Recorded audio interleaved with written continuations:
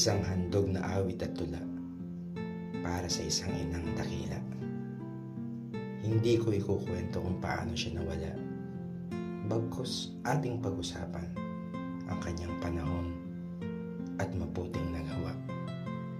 Ang totoo, ako'y medyo natatakot at naguguluhan pagkat ang taong 100% kasangga ngayon ay wala na.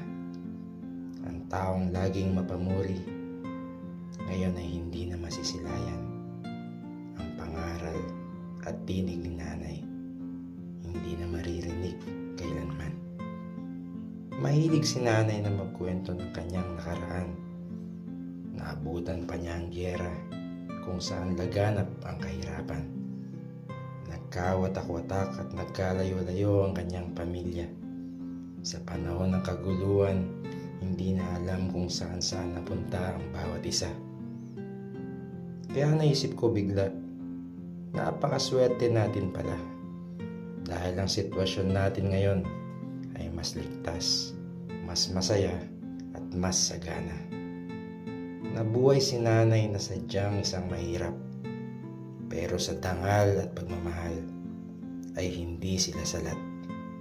Sa aming lahat ay pinamulat, mas matimbang ang dangal at pagmamahal kaysa sa mga gawaing hindi dapat.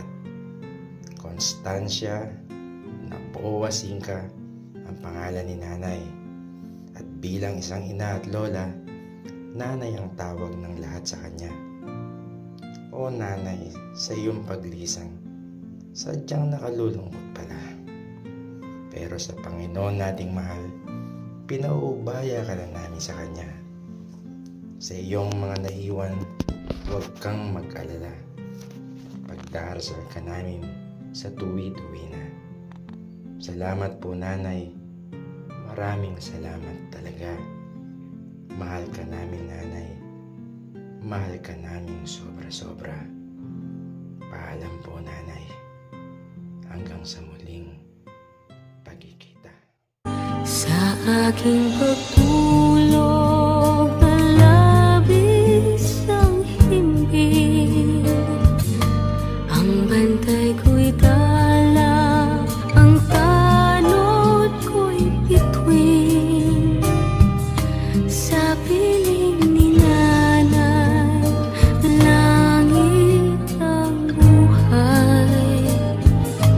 Puso kong may dusa, sabik sa uloy ng duyan.